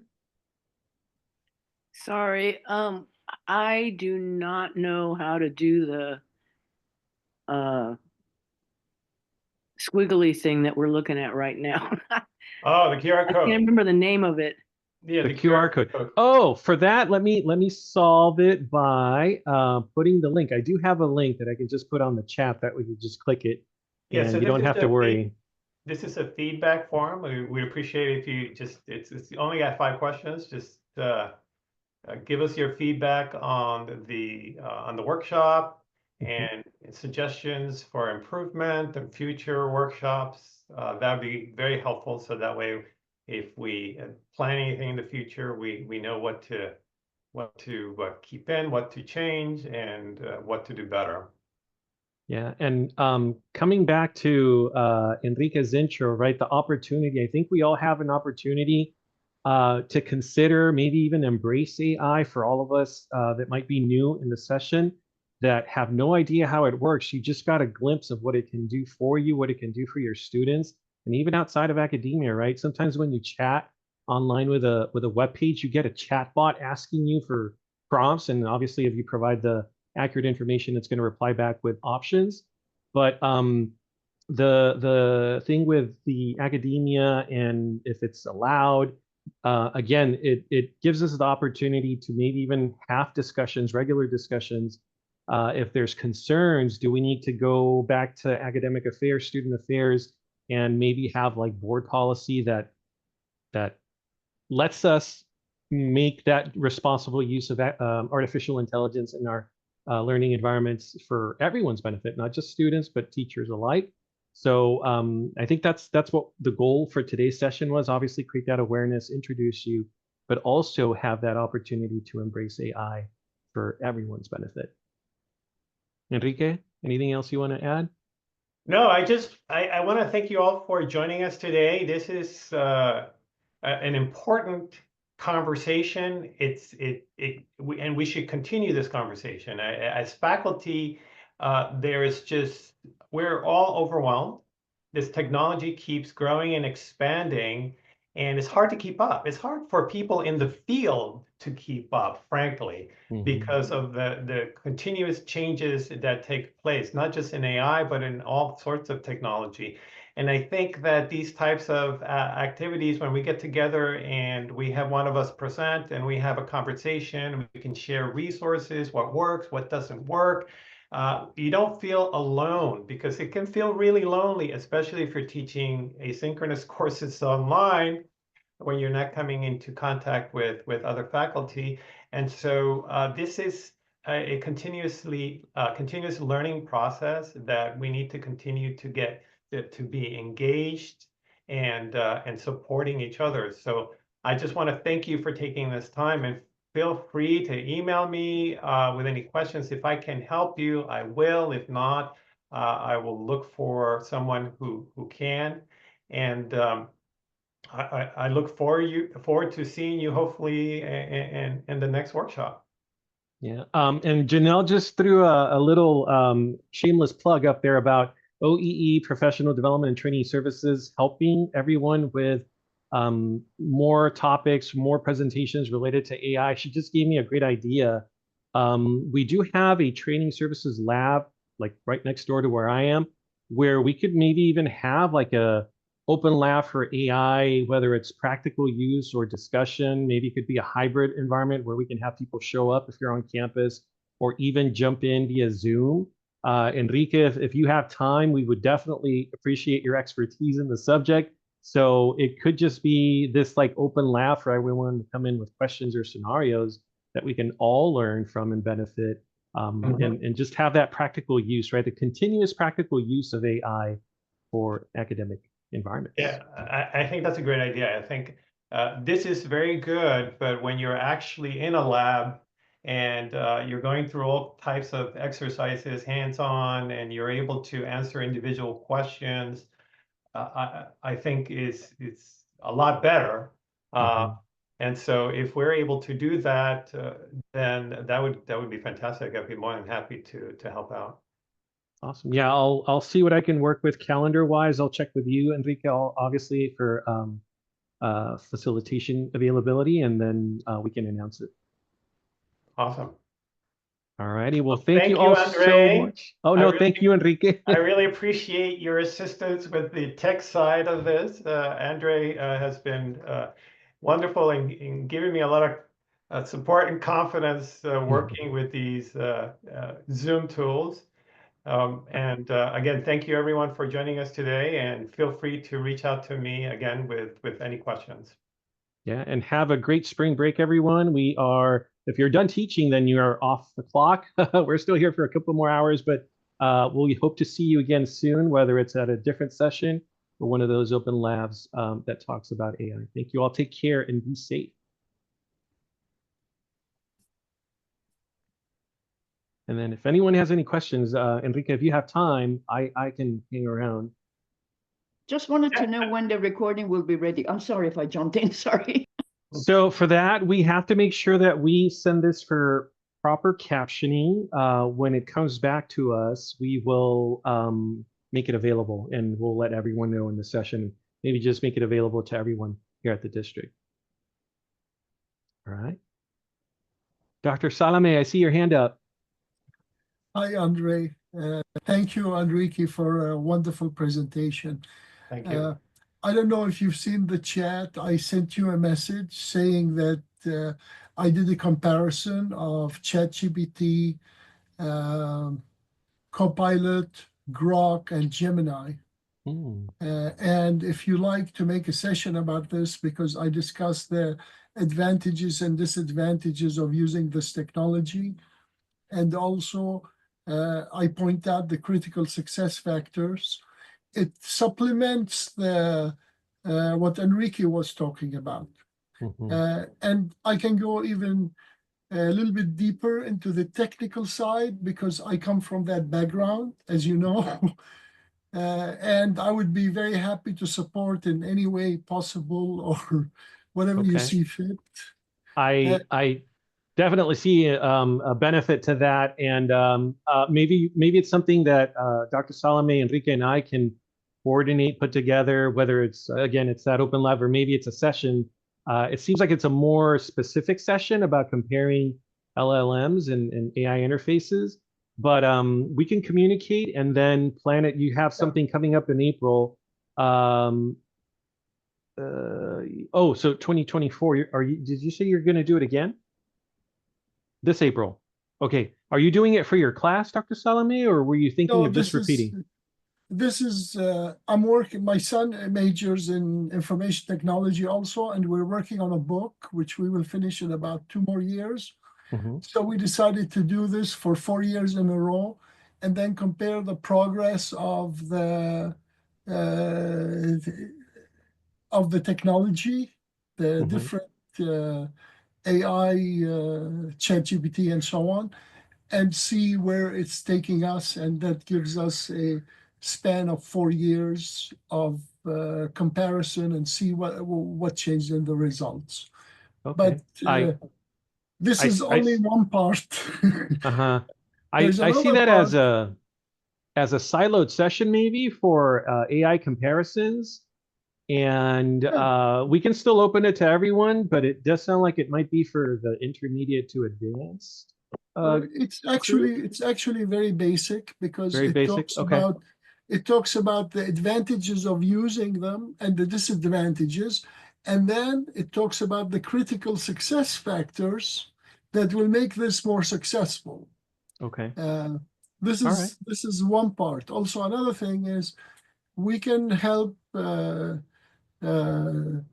students and teachers to develop programs using API for their classes where the students interact with it. And that will help eliminate the hallucinations because we can structure the answers in a way that meets the requirement. I just finished a software to do this for another book. It's called CARTS, cartsai.com, KARTS.com. We'll be done in about 2 weeks. Right now it's working well, but we need to put the disclaimer and the credits and so on. But you can check it out. I'll email you and Enrique, and whatever you like, I'll be very glad to help. And if somebody has questions or something, I'm more than glad Oh, to. yeah. We'll definitely reach out to you then. Thank you, Dr. Salome. Thank you. Thank you again, Enrique. That was very Yeah. good. I'm glad you enjoyed it. All righty. Well, any final questions? No? All right. Well, Enrique, thanks again. Happy spring break to you as well. And we'll see you all again very soon, hopefully. Take care. All right, Andre, take care. Bye-bye.